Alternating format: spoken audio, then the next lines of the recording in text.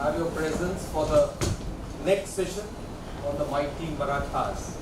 I think you can't be in Mumbai and Maharashtra and forget the Marathas. And I think one thing that Sanjeev Sanyal brought out, very, very important, is that if you forget your history or your maritime history, then you tend to destroy your navy. It takes several centuries to build a navy. It can take some acts of short-sightedness to completely pull it down. But the Marathas were a fantastic exception to that. And they held aloft the flag of Swaraj, and particularly, you could characterize them, at least from the canvas of maritime, as a period of maritime blindness for the rest of India. We went from the heights of the Cholas, and it was the Marathas in the 17th and 18th century who revived that. We've got a fantastic panel here. Sergeant Commander Uday Kulkarni is the most known authority on Maratha Navy, on Marathas in fact, why just the Navy? And it is our pleasure that not only is an authority, but he was a surgeon in the Indian Navy, in his previous avatar. So the most authoritative person in Maratha history who has written books upon books. Just yesterday he had a talk in the initiative, and accompanying him is Sohail Rekhi, who's written a marvelous book on Sarkhel Kanukirangre. I would recommend you to read that. It's a fantastic debut book, and it brings the Sarkhel alive after Manohar Gurgaonkar's book, The Seahawks. And accompanying them as the moderator is Karan Ajay. Ajay is very, very encyclopedic on military matters, and they're going to discuss Maratha Navy, the mighty Marathas at a time, and when the Swaraj flag was held aloft. Thank you. Over to you.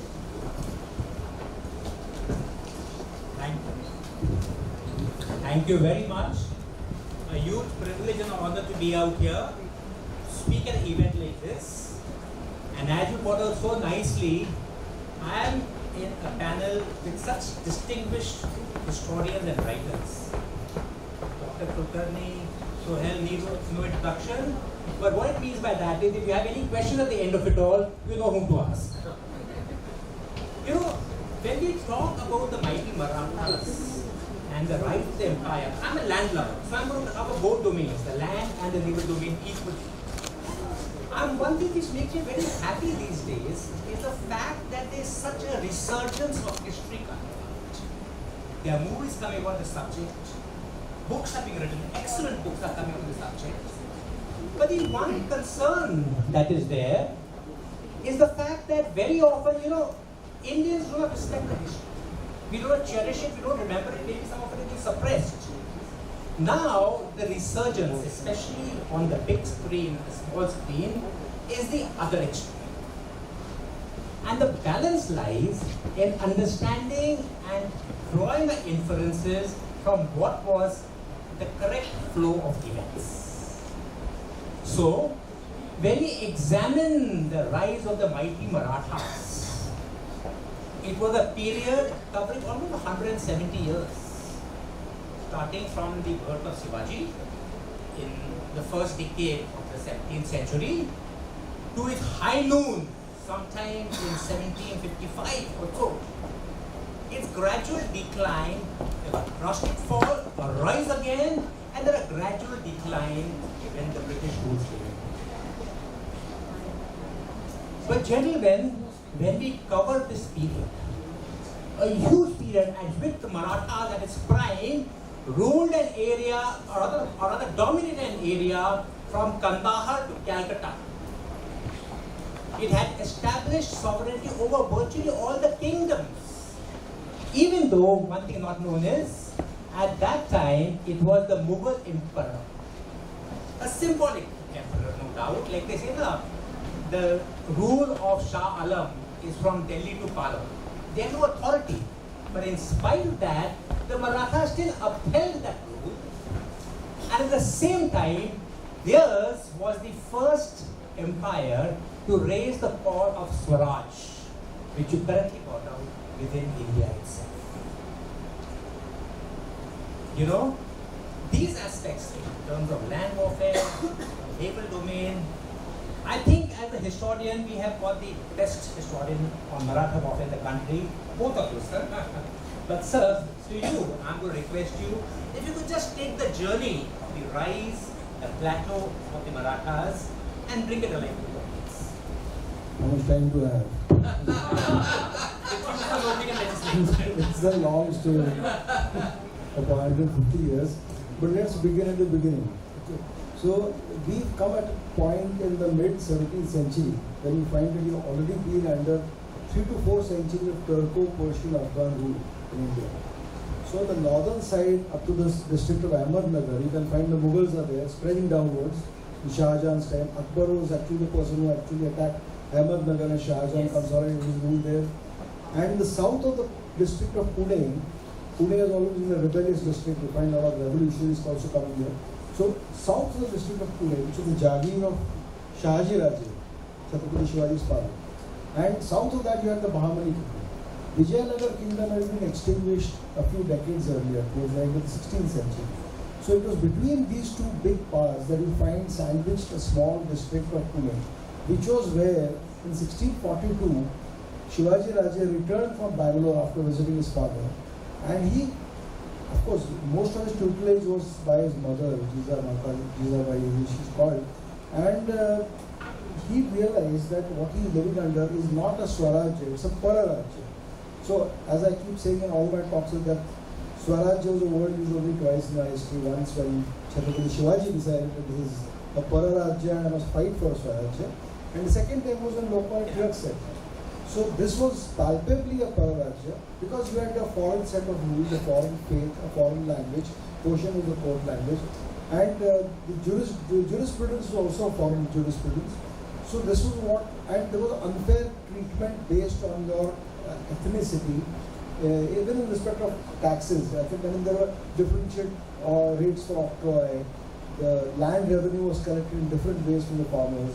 So it was palpably a Pararajya, and that is what he began his fight against. And of course, in the first, say from 1646, when he first formed his seal, it was the first seal which he created was in Sanskrit, and that itself was a statement by itself. Even his father and his mother had their seals in Persian, so he was the first one to have a Sanskrit seal.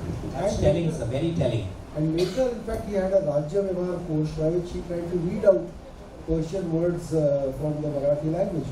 And you find a sea change between letters in the Marathi language written in Shahaji Raje's time and towards the end of Chhatrapati Shivaji's rule, all the words, the terminologies, the ministers, the nomenclature was completely changed. So this gives a clear message what the intention was. Till 1656, I would say that the rule of Shivaji Raje was restricted to the district of Pune. Now what happened in 1656? Two things happened in rapid succession. One was the death of the Sultan of Bijapur, and afterwards there was a bit of a chaos in the south. And Shah Jahan fell ill, and that's kind of set off a war of succession between his sons. So the viceroy of the Deccan, Aurangzeb, departed to the north to fight with his brothers.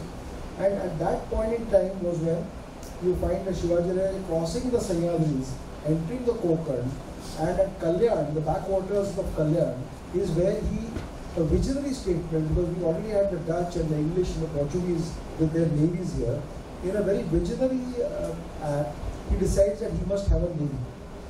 And that is where he actually recruits a father and son, a Portuguese father and son called Vaigas. And with his help, the first 20 ships are built. At which point in time the Portuguese withdraw this aid. I call it the first transfer of foreign technology. And the first 20 ships having been built, they already had learned the technology, and subsequently he built another 200 ships.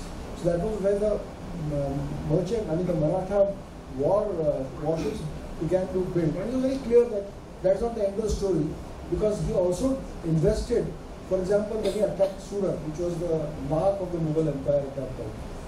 All the money that came from Surat was spent in building seaports, because he realized that the port of Sindhudurg, for example, was entirely built from money which he got from Surat. So it is not that he built huge palaces which you can admire today and say the magnificent Marathas. Nobody can put that prefix before their names. they used it for building defensive installations. And so the Navy was very truly on its way in the 1660s.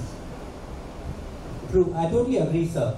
You know, but besides the Navy, at that time, the campaigns which really put up the Maratha Empire, the mighty Marathas, were also the land campaigns, largely the land campaigns. And it was that which extended the Marathas all the way to Kandahar and the bottom figure earlier on. And in that, you know, there was a very interesting question in the last discussion, in which they asked, who do you think are the greatest military rulers who got their due? In my own book, somebody asked me, who do you think was the greatest Indian warrior, the greatest Indian military leader? Any guesses on that, anybody? From the young audience? Who do you think would be the great, in terms of pure military tactics and the manner they implemented? Very close, yes. The greatest, Bajirao the First, who fought 40 battles undefeated. You know something very interesting?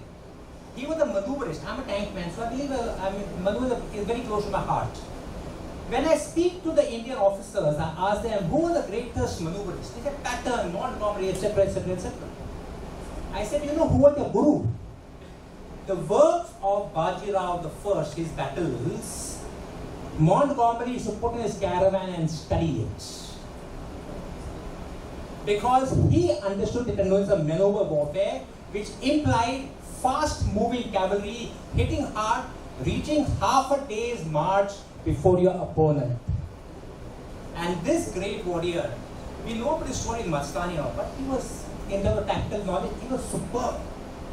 Indian history's greatest failing has been, we neglected the concept of maneuver and we neglected our maritime domain, largely. Both these were addressed by the Marathas. And sir, I'm going to request you all to amplify a little on how the Marathas amplified our maritime domain and the impact it made to us.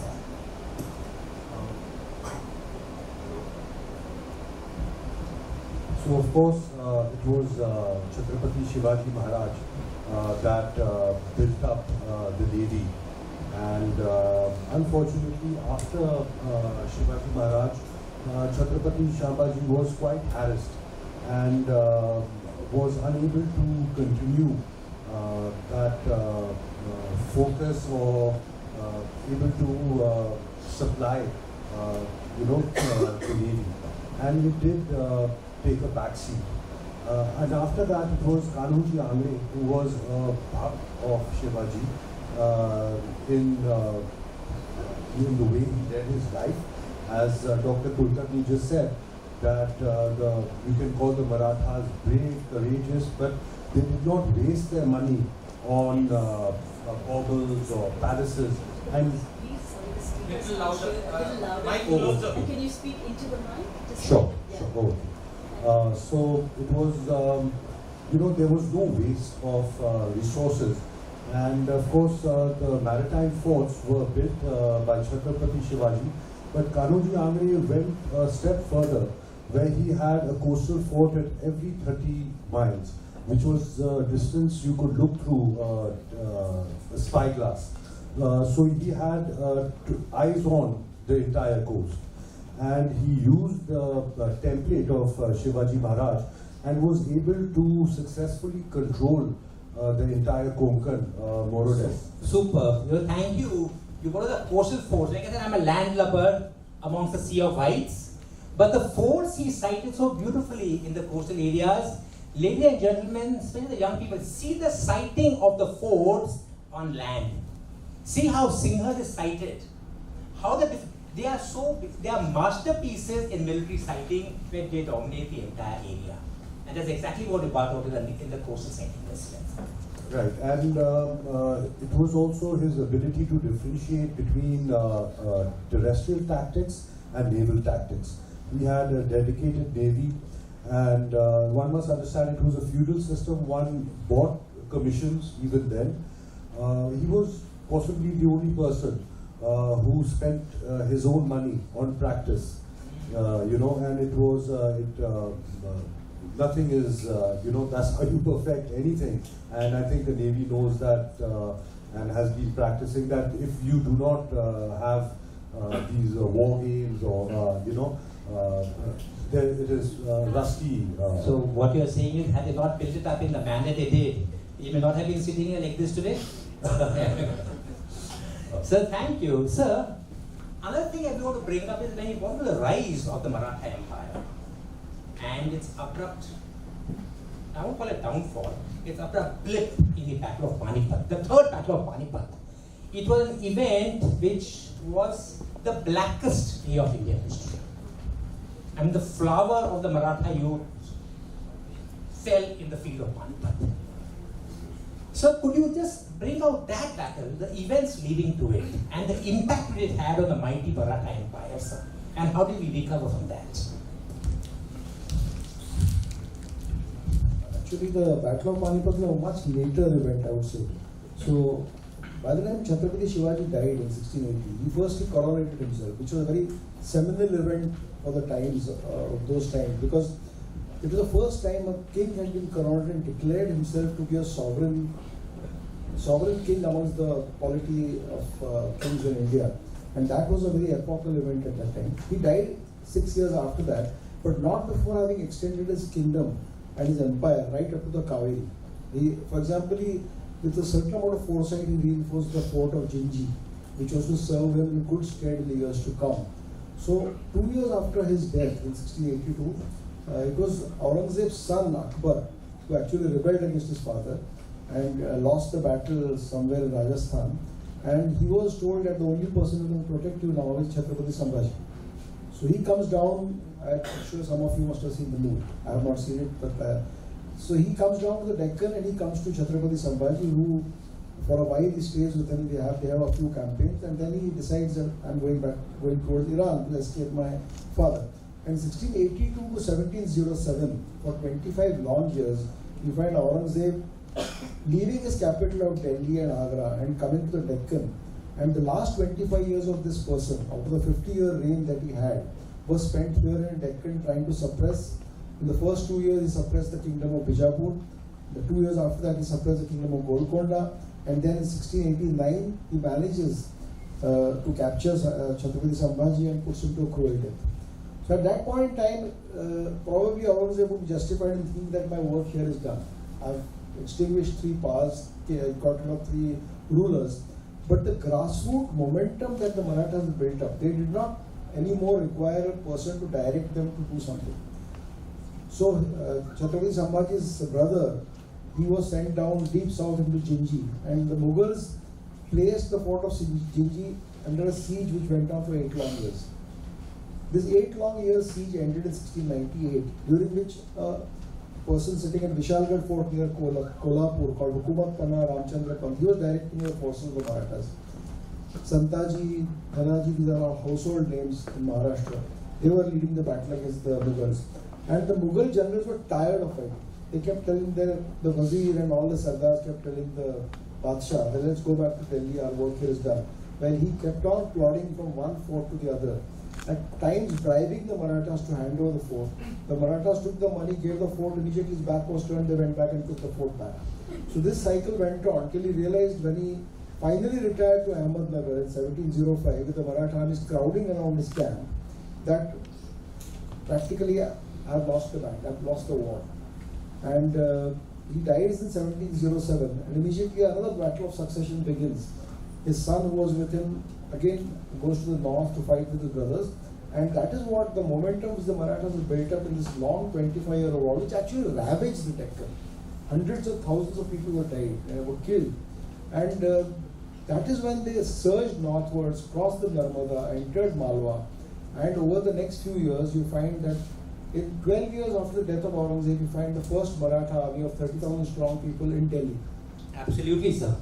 So in 1719, they not only get, because 30 long years, Chhatrapati Sambhaji's queen is imprisoned by the Mughals. She is released in 1719. Some other family members were there. They are released. They get the 3 orders that the Swarajya of Chhatrapati Shivaji, the Chauthai of the 6 districts, the Subas of the south, and the Sardesh Mukh, which is 10% revenue. Of these Subas, the Mughal emperor delegates to the Marathas, tells them these are yours. So that is the first incursion of the Marathas in Delhi in 1719.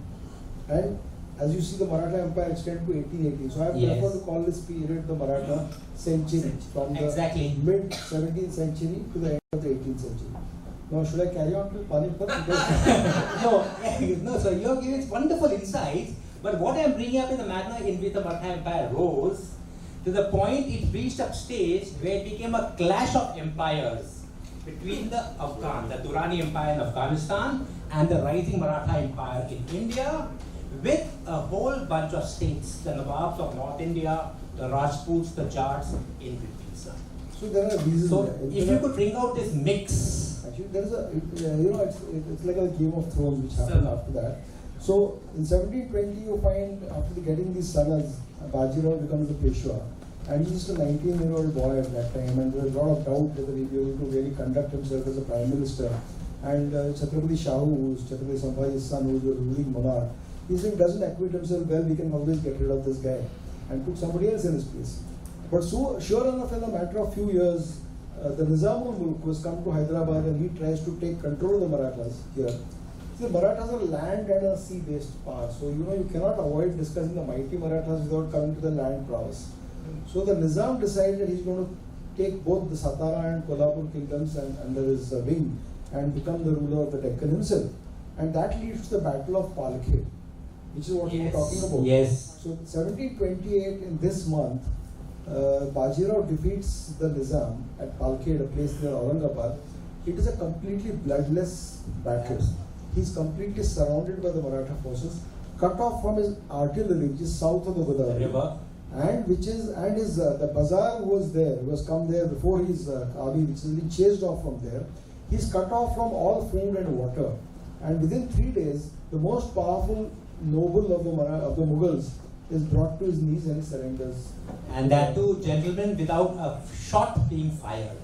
This was the greatest battles of maneuver fought on Indian soil. So that is what Montgomery calls a masterpiece in strategic mobility.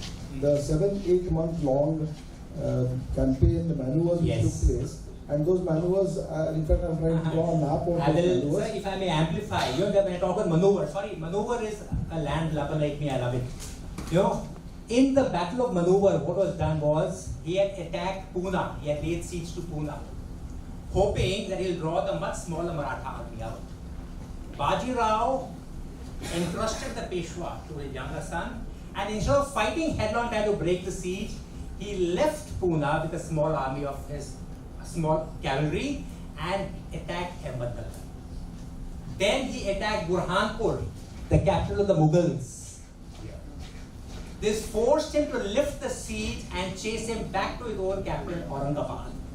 And as they say, he continued moving, Bajirao the first with the Maratha army, half a day's march ahead of the pursuing Mughals, along a route which made them cross rivers. The rivers were telling, because each time they crossed the river, the Mughals had to leave behind a percentage of their heavy artillery and their heavy equipment within their strength.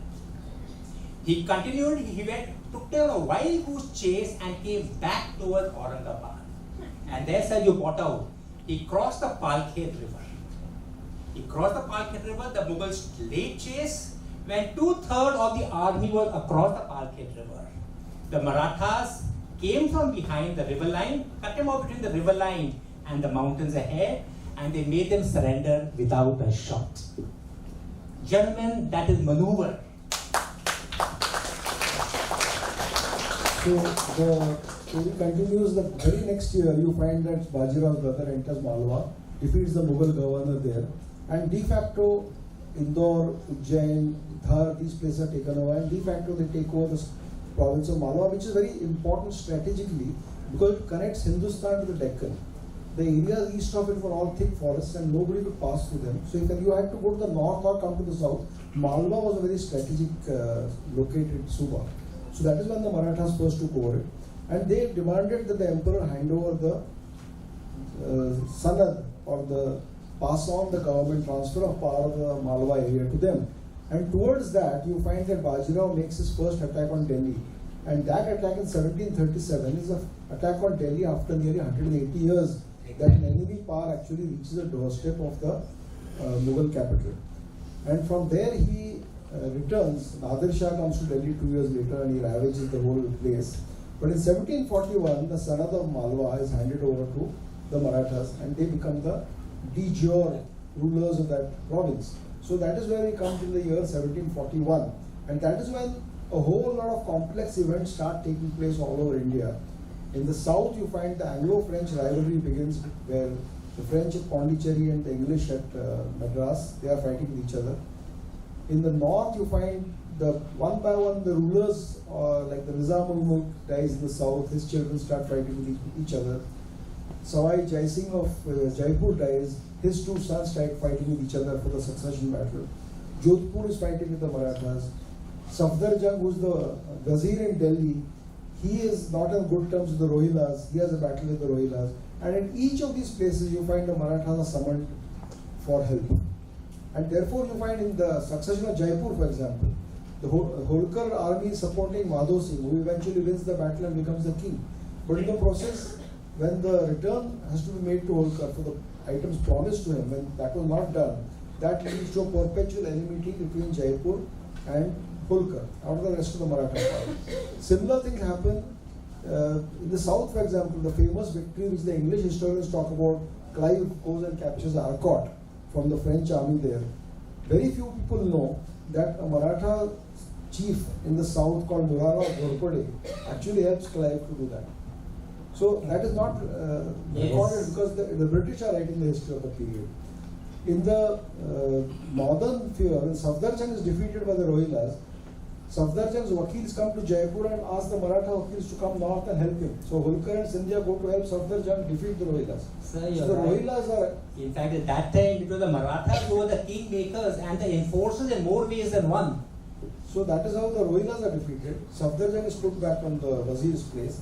Safdarjung signs a treaty with the Marathas that you will protect the Delhi emperor against all his enemies. And that is how they are committed to the defense of Delhi and the defense of the emperor against all his enemies, whether within the court or outside the court. Yes, sir. 2 years later, there is a falling out between the emperor and his Wazir. And the Marathas are called to put the Wazir in his place. They defeat Safdarjung, push him out to Awadh. So another enemy created in the north was Awadh. 1753, the Maratha army goes north because the aim was always to capture Delhi. On the way, they come across the Jat kingdom of Surajmal. At Kumer, they surround the fort. Mallara Holkar's son is killed by a cannonball coming from the fort. And Mallara becomes a sworn enemy of Surajmal at that time. And sure enough, the king actually from Delhi comes out to help Surajmal. The Marathas go there, they remove the king from his place and put a new king. Actually, so sir, what I'm getting, sir, is the fact that the Marathas in their role as being kingmakers has actually ended up antagonizing so many of the smaller kingdoms out there, which is very telling, which is one of the reasons why they were not helped so much when the final conflict And came. in all the midst of this, you find that from Afghanistan, Ahmad Shah Abdali has begun his invasion in 1747, Yes. 1748, 1752, 1757, and eventually the Marathas are called upon to defend North India and Delhi from the invasions of Ahmad Shah Abdali. And Ahmad Shah Abdali by the time has built a coalition with the Nawab of Awadh, the Rohilas, the Rajputs remain aloof but who are in correspondence with Abdali himself.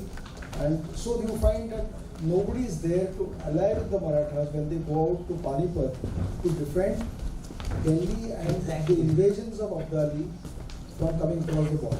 Sir, in your own book, in fact, the book I have here is your own book, sir. There's a line out there.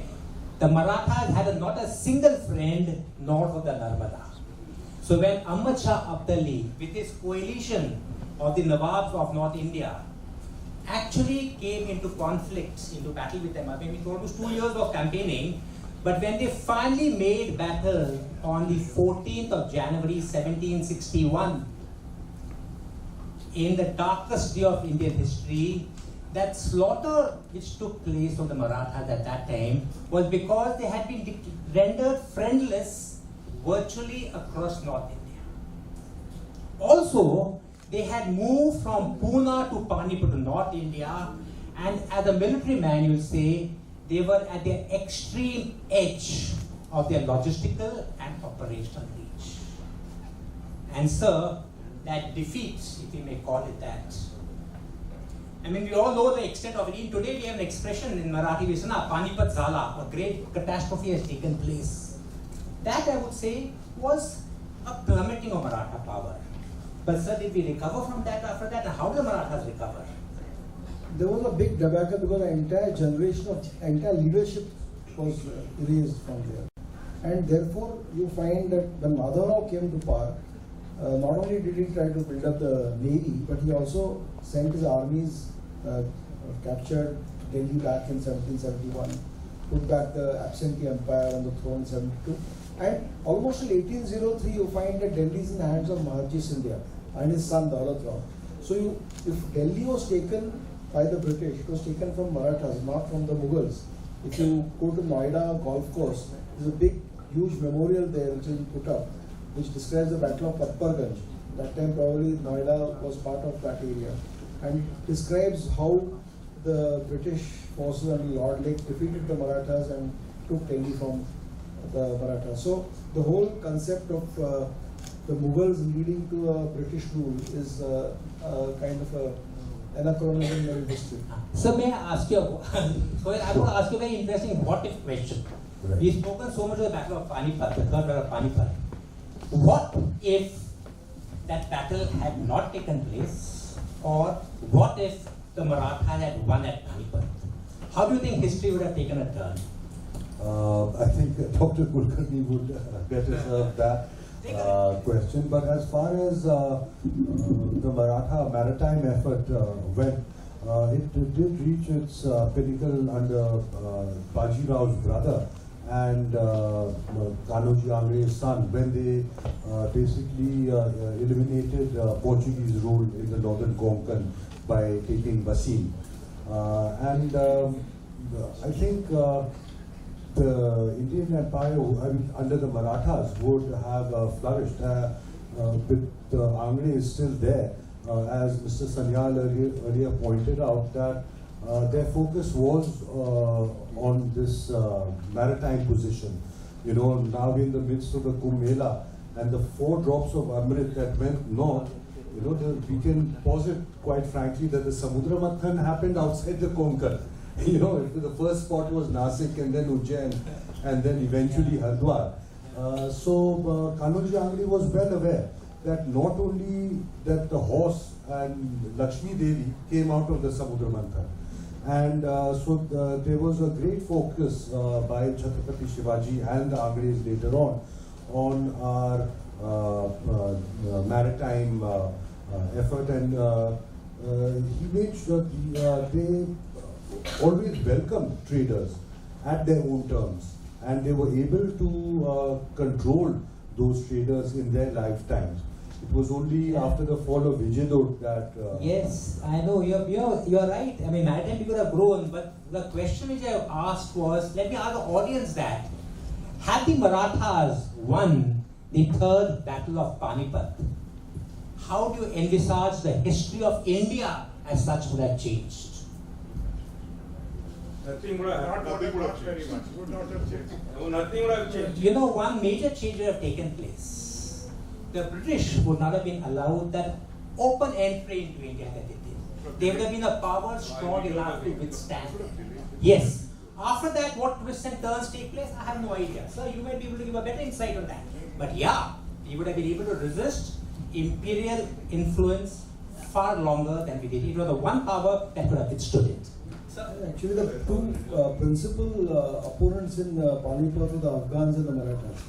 And at the end of the battle, though Ahmad Shah Abdali has won the battle, it yielded him nothing. He went back to Afghanistan, never to come back to Delhi. As far as the Marathas was concerned, for a time they came back down the Chambal. And it was during those 8 years before they came back to Delhi that you find that from the Battle of Plassey and the Battle of Buxar, which Shujauddaulah fought against the English, which the English entered into Awadh, and actually Awadh became a client state to the English. So by the time the Marathas came back, the English had been well and truly entrenched in that region. Though they took a longer time to advance to Delhi, another 40 years, but that is the time when they advanced. There was a vacuum created, the power vacuum in the north. Because all the principal princes at that time had been defeated, or they had been tired of war, and Abdali went back and Marathas came down, and there was a vacuum. The emperor himself was not sitting in Delhi. He was sitting in asylum with the English in Allahabad. So Delhi was a capital without a king. for a fairly long time until the Marathas restored him in 1772. From 1757 to 1772, 15 long years, the emperor was not in Delhi. So you find that vacuum is what the English actually took And advantage of. exploited, yeah. There is another one unanswered question. Again, I'm going to the audience to answer that. Like you know, what out, the Marathas did raise the banner of nationalism. Swaraj was raised for the first time here. And simply, in a nutshell, it was India for Indians. Everyone else were outsiders. The Mughals were outsiders, everyone else was outsiders. But the surprising part was, even though this was a rallying call that should have united everybody, the Marathas somehow could not wheel over the Rajputs, the Jats, or any of the kingdoms on their sides. Why was this antagonism towards them? Actually, each instance, there is a story which goes behind why it happened, why relations. During Savai Jai Singh's time, the relations between Bajirao and him were very good. Savai Jai Singh was actually promoting Bajirao's interests in the court at Delhi. It was only the succession battle that took place between his sons, where the Marathas had to take one side. I mean, they took one side, and they helped one son to take the throne of Jaipur, and against which they were supposed to be paid some amount of money for the labor they had undertaken and so on, which they didn't get. And that led to a perpetual kind of a demand on the state of Jaipur to pay those reparations of war, which were not paid. So that these things happened in a recurring fashion. And ultimately the aim, in fact there is a letter by Chhatrapati Rajaram written in 1698 where he says, I have kept aside 6 lakh rupees, 6 lakh hones at that time. 2 lakh will be paid to the person who captures the capital Raigad, 2 lakh hones will be paid to the person who captures Daulatabad, and 2 lakh hones will be paid to the person who captures Delhi. So Delhi was always the aim for the Marathas, and the intervening powers were there. They either had to subjugate them and make them their subordinates in their march towards Delhi. And there's something, a concept which has been floated by a British author called Randolph Cooper, called the South Asian military economy. And the military economy meaning that it was a preferred place to seek employment. People who came back from agriculture and came back to fight a war, they preferred to take up a job with the Marathas because they're the biggest employers at that time. Yes. And this role of being the biggest employers of the Marathas, in 1803, you find in the Second Anglo-Maratha War, was taken over by the British. And they became the biggest employers, the most attractive employers. And they paid regularly. And they paid regularly, but the point is this, that today, suppose you're working in a multinational company, or you're working in an Indian company, you don't consider it an anti-national act to take up a job with a multinational company. Absolutely. So you can't blame the people who took up employment in the armies of the East India Company because they got better terms. Exactly, like most Indians that did at that point of They time. didn't think ahead that this is going to lead to loss of freedom, which happened much later.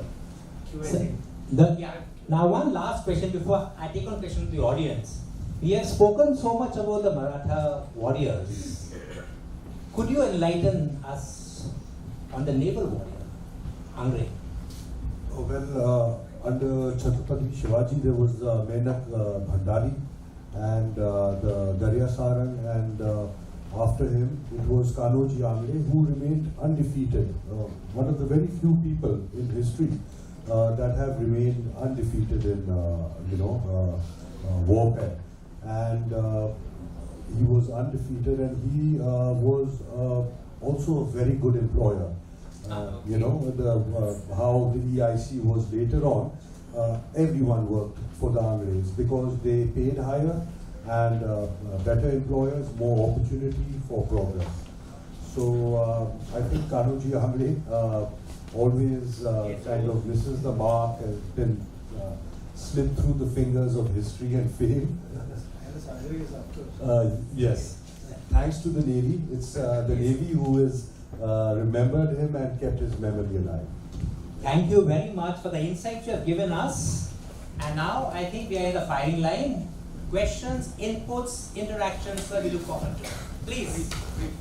Please, anybody. It was really amazing. I mean, it just brought back a lot of history that I had studied. So a few years back, I read something that after Shivaji, the main Shivaji, the Marathas were not able to build like a proper state. So, I mean, when you look at the Mansabdari, the Zamindari system, the ability to generate revenue through land tax, agriculture tax, and they kind of become enforcers of sorts. Is that true? And did that impact, as you said, the Marathas became friendless. So was that also some impact there? The land revenue tax that you referred to, during the Mughal period, there were plenty of instances where the people who could not pay the taxes, in even famine-affected areas, were actually, there are orders right from Akbar's time that their family should be sold as slaves to recover the amounts. This was completely reversed. In fact, slavery was abolished by Chhatrapati Shivaji. And even octroi, there were differential rates of octroi depending on your community which you belong to. And those were also abolished in the mid-18th century. Now, as far as the other part of your question was that, did it disappear? In fact, during Chhatrapati Shivaji's time, there was a centralized system of governance.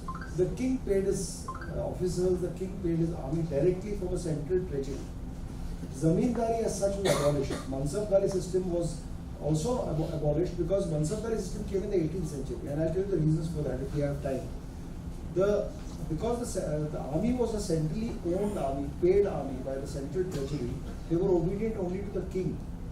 When the big invasion came of the Mughals for 25 long years, at that time there were competing interests. You find that the Mughal emperor was offering watans to the local people, that if you join us, we will give you this watan. And when Chhatrapati Rajaram was sitting in Jinji, he had to make corresponding offers to his people.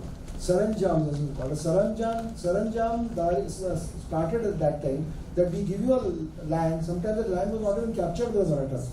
It was a post-dated check. Go and capture this land, get the revenue from that, raise your own army, and fight the Mughals. So that system began, and once that kind of the genie came out of the bottle, it was difficult to put it back. So you find that this entire system, which was the centralized system of Chhatrapati Shivaji, was disrupted in these troubled years after the death of Chhatrapati Sambhaji, specifically. In those 15, 17, 18 years that the war of what in Maharashtra likes to call the war of independence against Aurangzeb, at that time these principles laid down by Chhatrapati Shivaji had to be compromised on because of the circumstances at that time. So that is why, but there was no instance of forcing somebody. There is not a single document where some farmer was forced to pay revenue. In fact, to bring more land under agriculture, they were given concessions that the first 5 years the taxes will not be charged until you are able to bring that land into cultivation, and then you people. So several such revenue measures you find in the letters of that time. Thank you. Sir, after anything. My question is specific to Shivaji's son Sambhaji. About a century after his death, the Maratha power was waning, and the Maratha king, whose name I can't remember, asked the court clerk to write a history of the early Chhatrapatis. That guy wrote that, Chittis his name was, wrote that Sambhaji was a drunkard and a womanizer, and later people, that's the official court record. I'll tell you what, this Bakhars, the Bakhars were written in early 19th century. Okay. Mallar Ramrao Chitnis, he wrote the Bakhar. Now these Bakhars are a second-rate source of information. In any historical record, any historical source you check, the first-rate historical record is always the original contemporary letters of the time. And these are subjective accounts made by people, and they are usually paid for it. So you find there are 5 Bakhars of Panipat written by a man called Raghunath Yadav. Now each person, because there were no books printed at that time, somebody wanted to know what is a noble man somewhere wanted to know what happened to Panipat. He gave a commission to this guy, write the history for me. Now depending on his patron, he would tailor that account to kind of satisfy his this thing. But Bakhars can never be taken at their face value. And may I add that it was the brutal death of Sambhaji Maharaj that in a way kind of unified the different Maratha confederates. Yeah, it did. So I had a question. This is basically Kanoji Angre. He was patrolling the seas and he kind of was collecting taxes on the name of the Chhatrapati. There was a time when the Maratha Empire was split into two between Tarabai and Rajaram. Right. And that that's the grey period, and Kanoji probably was not sure where his agents lay. Can you talk about that period of it? Because there was a significant period when he was fighting the British and the Portuguese, and he had no backup, and he kind of moved between the two powers. That's what they say. Aurangzeb's last move was releasing Shahu Maharaj and creating a division between the houses of Kolhapur and Satara. And of course, first there was doubt as to the provenance of Shahu Maharaj, and the Peshwa, the first Peshwa, Balaji Bhatt, it was he who went and accompanied him back to the Deccan. And Kanoji Angre was allied to Tarabai. And it was a move by Balaji Bhatt which got Kanoji Angre on the side of Shahu Maharaj that totally changed the dynamic and made Satara the more powerful of the two houses and the head of the confederacy. One must realize that essentially Chhatrapati Maharaj controlled a confederacy, and these people, Dhanaji Yadav, the Ghor Patels, they were great warriors from day one, and they had their own groups which, when the center is not as strong, then it splits, right? So then you have the Scindias and the Holkars that reached Delhi all the way, but essentially they were a Maratha confederacy. So I think we have an interesting question coming from this side. I wanted to ask a question to Sohail, something that we have spoken before, Right, sir. but the ultimate fallout of Vijayadurg and Suvarnadurg, Yes. where the Peshwa fights his own navy Right. by siding with the British. I've asked this to Uday sir. Uday sir is a little sympathetic to the Peshwas, or he's more understanding of their position. But those of us in the Navy are a little critical as to why it was, in modern parlance, it was the government going against the Navy. Right. So my counterfactual is not so much about Panipat. If Suvarnadurg and Vijayadurg had not happened in 1765 and 1755 and 56, probably the Maratha Navy might have stayed on longer. What's your view about that? Sir, And both actually, but you first. Actually, sir, you can see that even now, great industrial houses, they split between brothers. So even the house of Angres, they split between the two brothers. And at some point, each feudatory, each confederate head is always trying to manage the power of the other. So, it was a game of power balance also, I think, between the Peshwas and the Angres that had a lot of wealth because they controlled the seaports. Had that been better managed, I think it would have. What are your thoughts, sir? This is quite a separate talk by itself. Because I won't be able to cover all the points. I understand. Because you already said I'm sympathetic. No, No, I'm just sympathetic to the original documents that I have read. The documents say, and I'll try to make it as short as possible, is that after 1733, when Sekhoji Angre died, the eldest son of Kanoji, you will not find a single instance when the Vijayadurg Angres cooperated with either Chhatrapati Shahu or his Peshwa. As Prime Minister, the Prime Minister required that all the component parts of the empire obey him. The Vijayadurg branch, which was headed by Sambhaji Angre and then Tulaji Angre, behaved autonomously. There are letters where the Vakil of Chhatrapati Shahu comes to meet Sambhaji Angre is told that what role does Rajeshri Swami have in the Konkan? Half Konkan belongs to me, half the Konkan belongs to the Shamal, that is the Siddhi. What role does the Swami have here? There's a letter like this. Now, Vijayadurg had Angre heading it, and Kolaba had another Angre heading it, and they were fighting with each other. Now, the weaker of the two was at Kolaba, and the Peshwa had to go to his help several times to save him at the Kolaba fort.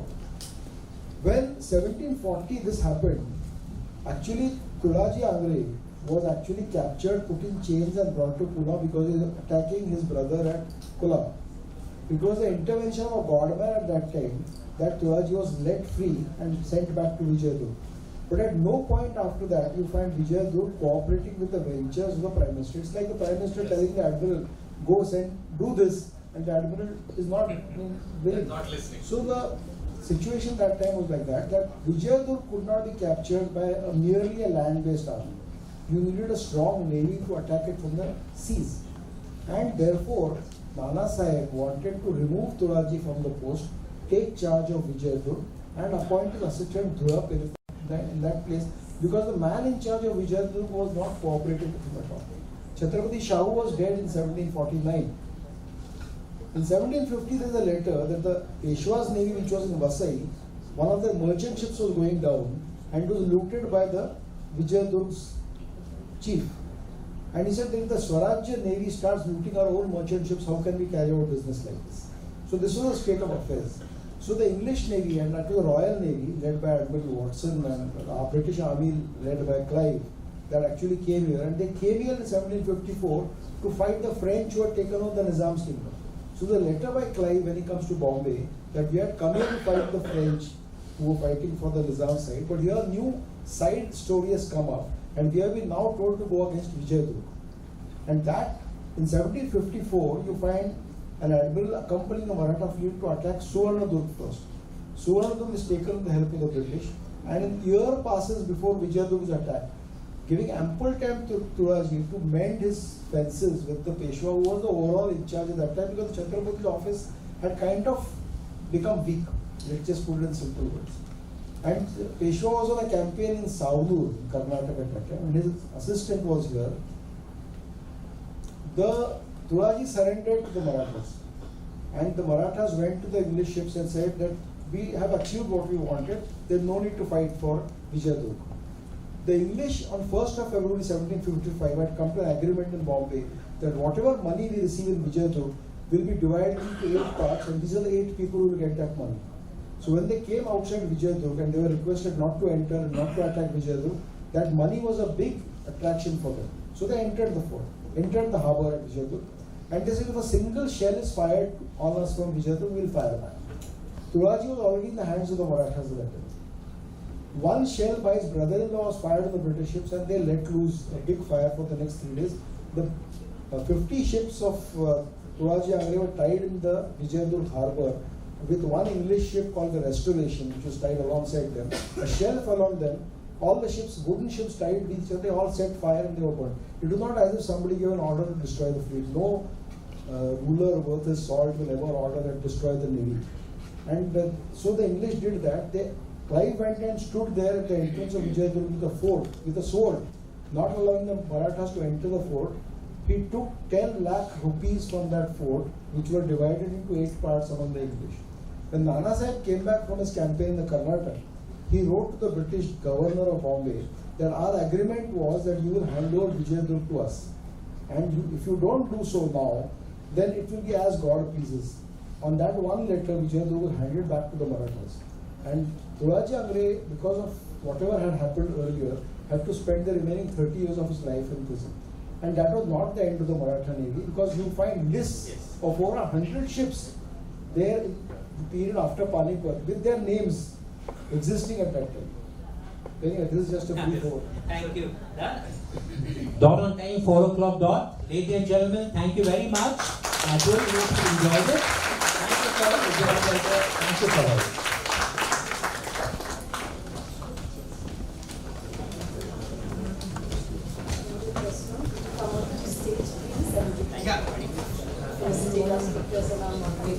So much for